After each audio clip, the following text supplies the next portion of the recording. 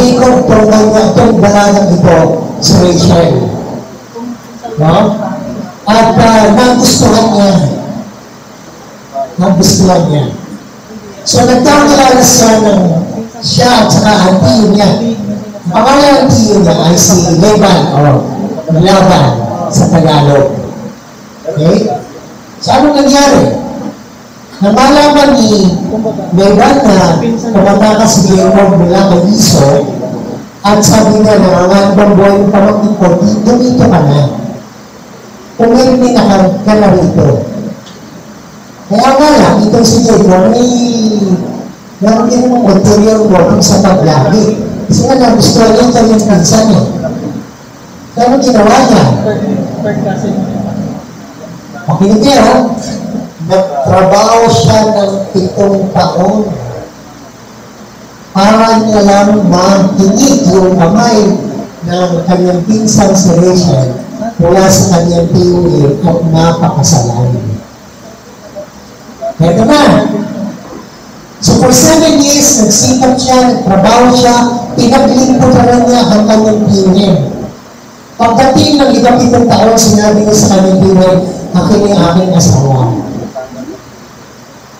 So pagdating ng gabi, nagkaroon ng tiging, ng kainan, ng kasayahan, at di umano, ibinigay na ng tiyuhin niya yung kanyang pinakaminig, si Rachel.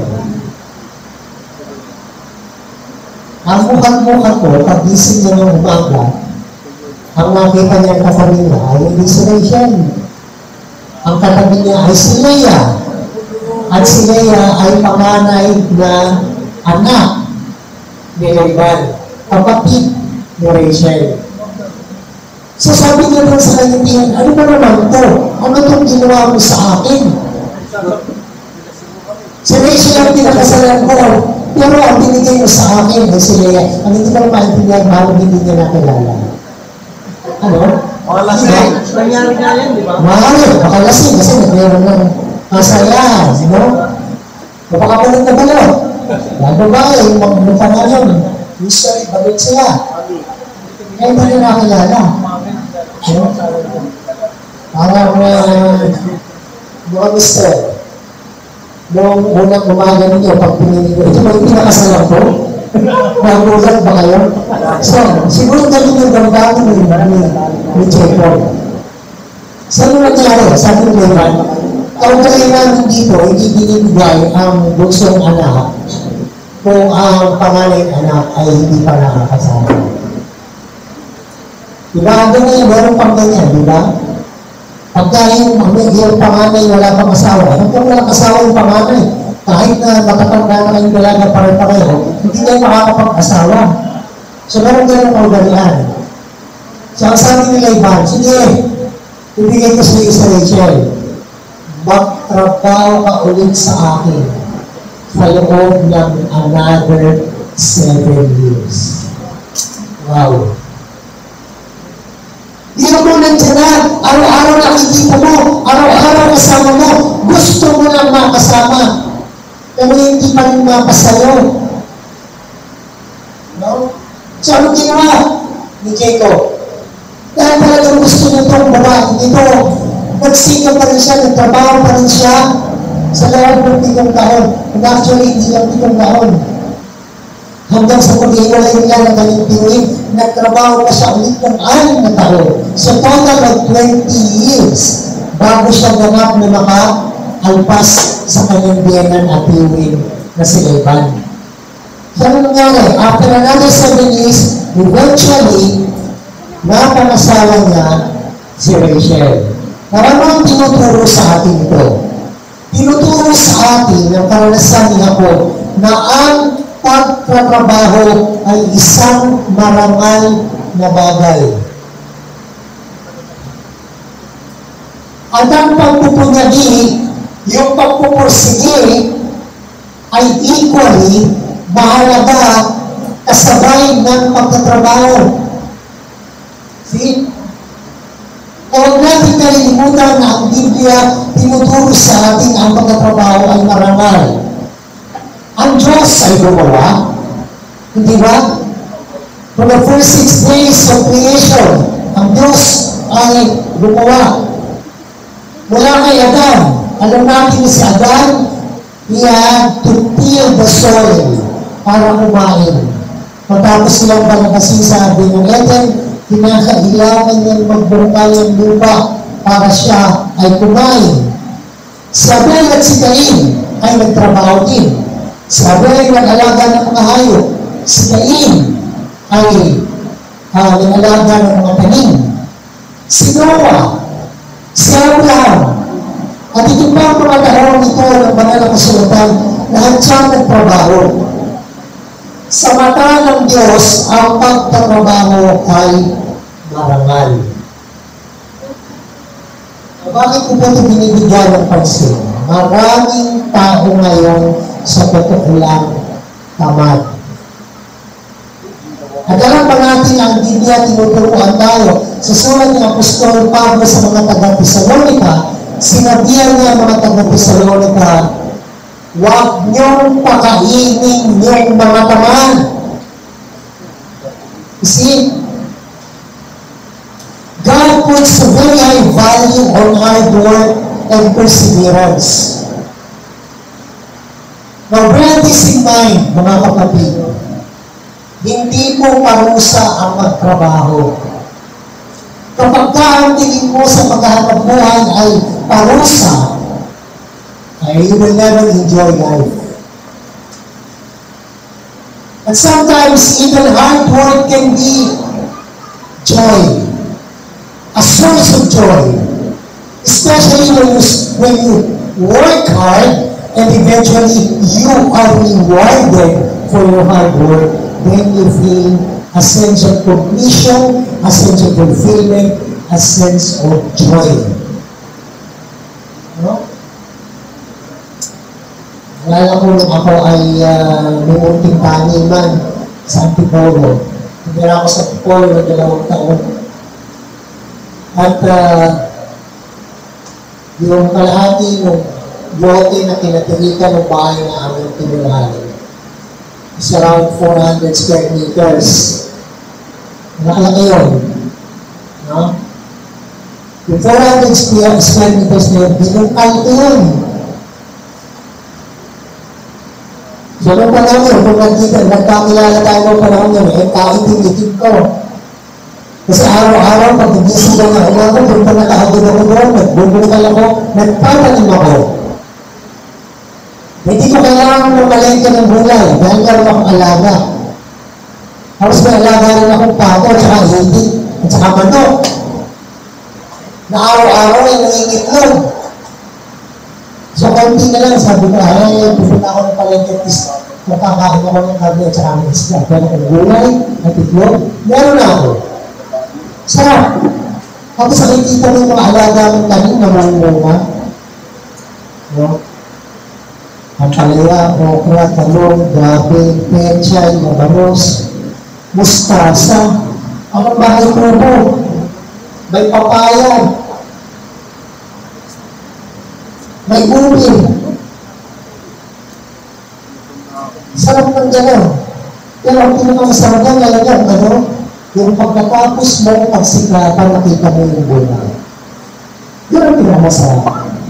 Kahit hindi mo kainin, makita mo lang namumulak-lak na, nakaka-excite. Natagalan ako ng bini galing sa Amerika ng bini ng talong.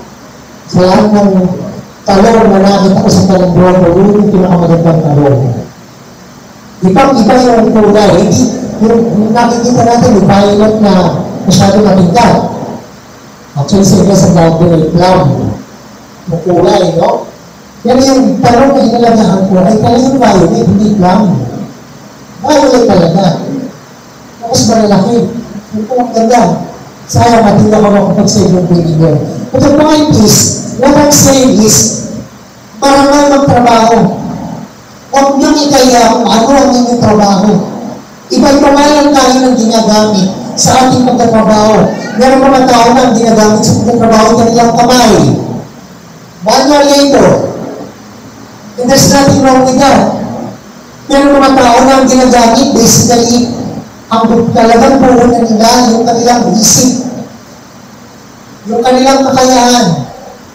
Pero ano pa man ang inyong trabaho, kung kayo kumikita, itinataguyod ng inyong pamilya, huwag mong itayayan, pahalagahan niyan, na napaparangalan ang Diyos sa pamamagitan niya. In Proverbs 14:23, you may take note of this. Siguro, Joel, pwede yung pakinog. Merong mga verses na nagbibigay. Proverbs 14:23. Pinapakita sa atin yan yung practical na benepisyo ng pagtatrabaho ng mabuti. At yung tagumpay na ating tinatamo sa pamamagitan ng ating pagsisikap at hindi sa pamamagitan ng salita lamang. No, maraming tao kasi pagka nagtatrabaho, may nakasama na kayo sa trabaho, wala ginawa ko din kwento. Opo. No? Ikaw yung trabaho, siya ang sagot niya kwento. Ay, wala naman sa akin. Nakasama na kayo gano'n? Sino sabihin, puro ka kwento, wala kang kwenta. Pag ganun to, No? Now, ang sinasabi sa Proverbs, pinagpapahalaga ng Diyos yung pagtatrabaho ng mainam at hindi yung pagsasalita lamang. Binugang Biblia, nilay ko Diyo. Mas mahalaga yung pagtatrabaho ng mabuti kaysa sa pagsasalita lamang. Okay. Galatians 6:9. Sinasabi naman sa atin dyan na tayo ay patuloy na gumawa at huwag panginaan ng notes kahit na tila baga yung bunga ng ating paggawa ay delayed into coming. Galatians 6:9. You want to turn to Galatians 6:9 for a while? Sige po, buksan mo. Ano sabi dyan?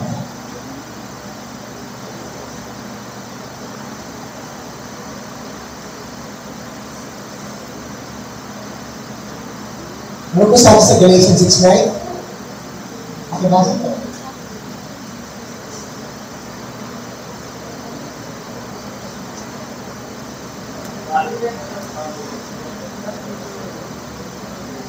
Hindi, bumasa sige. Kung nakita mo rin.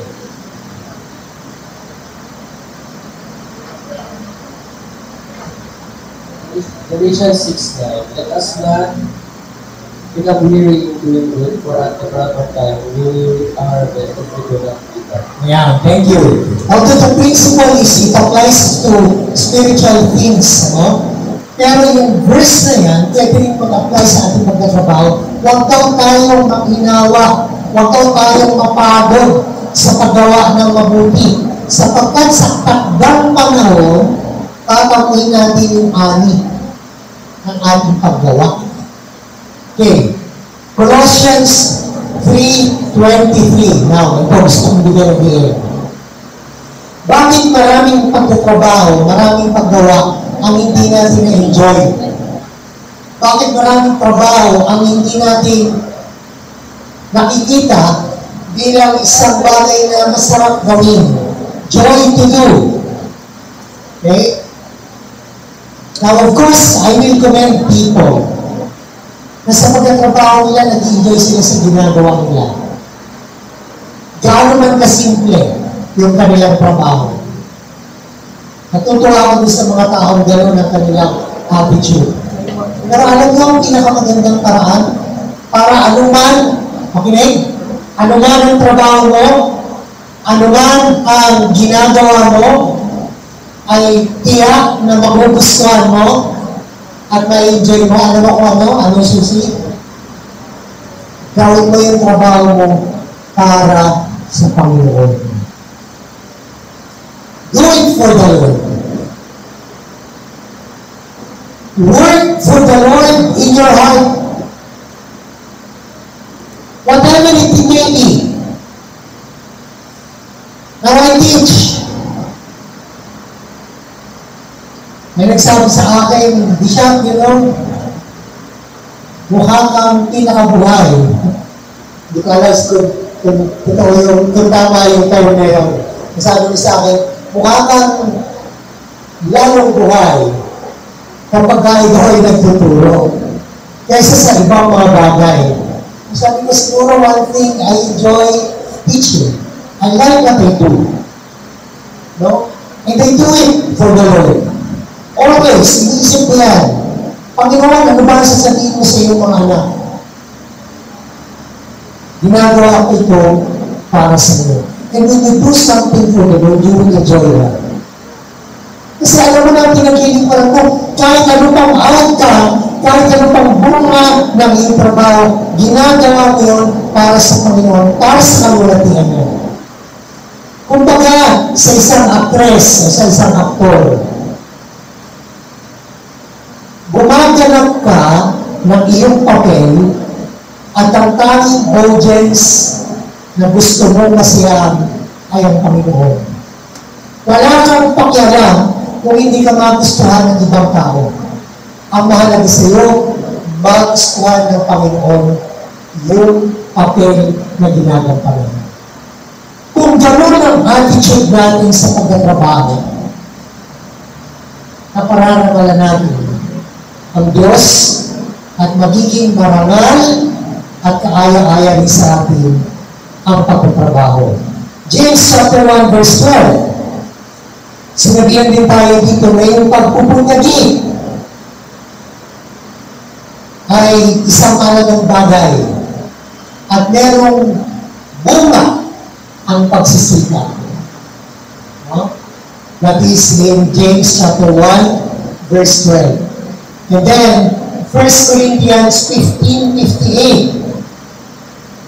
Hinahamon lang tayo, huwag tayong matinag sa ginagawa natin. So kung meron kang mabuting bagay na ginagawa, pagpatuloy mo lang yan. Inapan mo lang yan. No? So yun ang hamon sa atin. Now, katulad na sinabi ko, Jacob labored for Laban 14 years. 7 years for Leah, and another 7 years for